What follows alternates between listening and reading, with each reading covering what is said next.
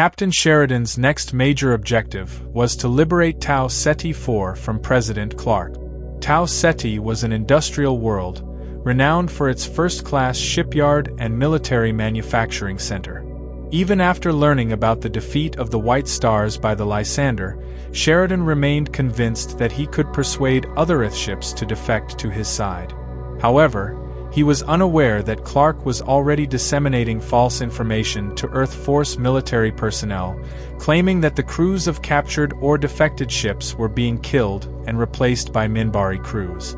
This deception was heavily promoted by the Night Watch, and video footage of the wrecked White Stars alongside the bodies of Minbari crews only reinforced these beliefs. Even military personnel who did not support President Clark were unwilling to allow Earth to fall to a despised enemy like the Minbari. To defend Tau Ceti, Earth Force deployed a large task force comprising 16 Omegas, 12 Hyperions, 9 Novas, nearly 400 fighters, an Orion starbase, several heavy defense satellites, and an extensive minefield. Since Proxima, the ISN network had been inundating the news with reports of Sheridan leading an alien conquest of Earth and planning to rule humanity as a pawn of the Minbari. Sheridan needed to prove that this was not an alien invasion of the Earth Alliance but a liberation from tyranny. To do so, he made the difficult decision to commit his limited Earth warships to lead the charge alongside the White Star fleet. The plan was straightforward.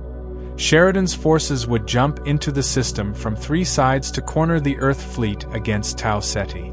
Trapped and unable to maneuver, he would offer them a chance to defect, surrender, or withdraw. Confident in his strategy, Sheridan believed this would be a short battle with minimal loss of life. Unfortunately, he was mistaken. The fleet defending Tau Ceti fully believed Clark's lies and was prepared to fight to the end. As soon as Sheridan's forces entered the system, the Earth forces opened fire without warning. There was no opportunity to communicate or organize a defensive strategy. Within minutes, 3 of Sheridan's Omegas were heavily damaged, and dozens of fighters were destroyed. The Tau Ceti fleet then charged Sheridan's forces, pushing them back in a sudden turn of events. Several White Stars were lost before Sheridan ordered a full retreat. Despite their withdrawal, the Earth fleet continued to fire, destroying an Omega and 3 Novas. Visibly shaken during hyperspace travel, Sheridan realized the intensity with which the Earth force fought. However, he couldn't abandon Tau Ceti to Clark. After reorganizing his forces, he jumped back into the system at a safer distance and prepared for another engagement. This time, he instructed the White Stars to split into 2 flanking groups while the Earth ships advanced down the center. The new plan was to use his Earth ships to pin the enemy while the White Stars executed fast attack runs on the flank. The Orion station and defense satellites complicated this strategy, as they provided intense cover fire and limited maneuvering room due to the minefield. After approximately 9 hours of combat, the remaining Earth fleet was severely damaged and unable to escape. Worse, several Earth fighters began making suicide runs against the rebel ship. Finally, Sheridan caught a break. After ordering the remaining Earth ships to surrender, 1 Omega captain responded, revealing the propaganda Clark had fed them about crews being killed and replaced. Fortunately, Captain MacDougan of the Vista convinced the remaining Earth ships to stand down. The battle was over, but the cost was staggering. Sheridan had lost 14 White Stars and 26 Earth ships, 7 Omegas, 3 Novas, 5 Hyperions, 2 Hermes, 3 Condor supply ships, 1 Avenger, 3 small Myrmidon gunboats, and nearly 250 fighters. The loss of life exceeded 12,000, and several more Earthships and White Stars were so heavily damaged that they had to remain behind in Tau Ceti for repairs. Earth Force suffered even greater losses.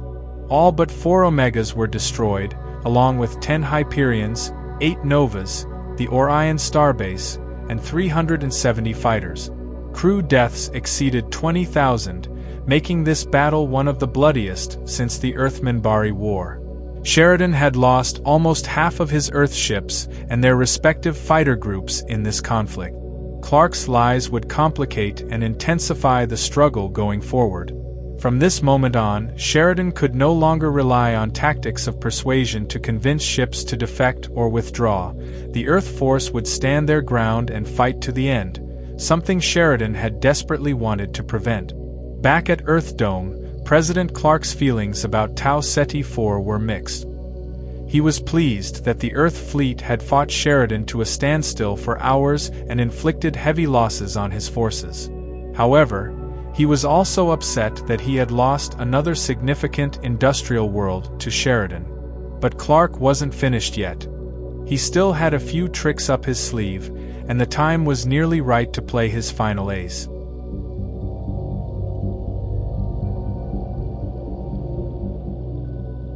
With the fall of Tau Ceti IV, many Earth ships were cut off and trapped behind enemy lines. Most of these ships went to Arisia, a new colony with limited support facilities or resources. Arisia had almost 300 warships, dozens of cargo ships, and troop transports carrying tens of thousands of ground troop. Clark had a large military force in a completely useless location. President Clark ordered these ships to run a gauntlet of enemy ships and make their way to Earth-controlled space. At the same time, 2 Earth ships, the Menelaos, an Omega, and the Cyrus, a Nova, had chosen to defect to the rebels. Both ships faked distress calls about being attacked and began to run silent. Earth Force Command assumed both ships were lost, allowing them to sneak across the lines and link up with Sheridan.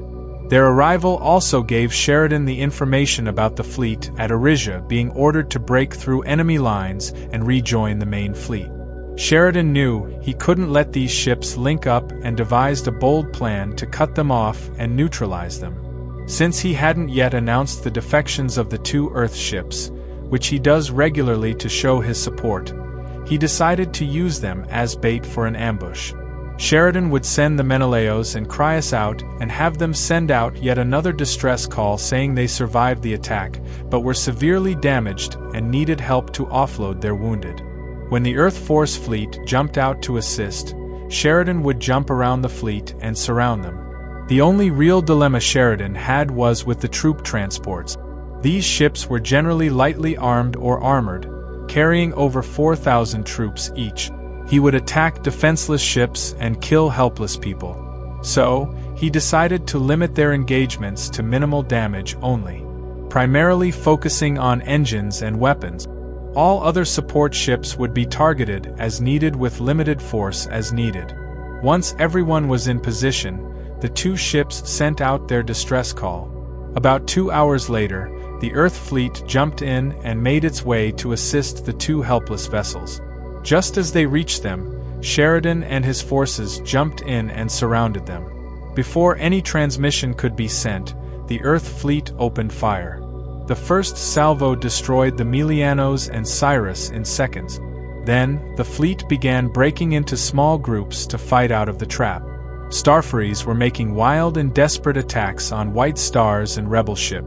The battle became more chaotic when both fleets merged into massive furballs. Many ships fired on friendly ships, and White Stars could not maneuver in such confined spaces. Even worse, many troop transports were firing into the battle, hitting friend and foe alike. Starfaries made several strafing runs on them, but had to limit their attacks to avoid destroying the vessels and killing the troops on board. Some Earth ships got so desperate to escape that they began to charge the lines and hope to break out. Many of them ended up disabled or destroyed by enemy fire, while others accidentally and, on a few occasions, intentionally rammed ships to at least take an enemy ship with them. A few ships tried to jump out, but one ship accidentally opened a jump point inside another. The powerful explosion destroyed dozens of ships and damaged hundreds of others. When the battle was finally over, Sheridan had won, but the cost nearly crippled him. He had prevented the Earth warships from rejoining the Earth force, but most were destroyed.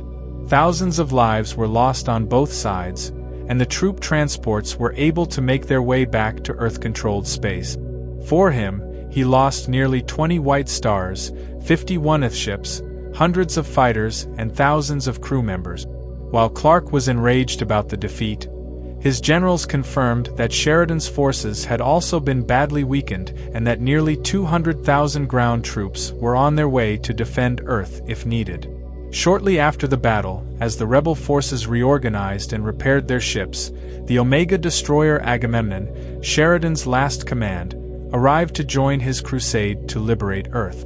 A little while later, Sheridan received a message from Michael Garibaldi informing him of his father's arrest and requesting that Sheridan come to Mars to help rescue him. This was a trap to capture Sheridan and slow his progress against Clark so Morgan Edgars could enact his anti-telepath plan. Before leaving for Mars, Sheridan had Commander Susan Ivanova take command of the fleet and continue their drive toward Earth. The war was now at a crossroad. With Sheridan imprisoned and the rebel fleet leaderless, Clark now prepared to destroy the remaining rebel Earth ship. For this, he would unleash his final ace against them.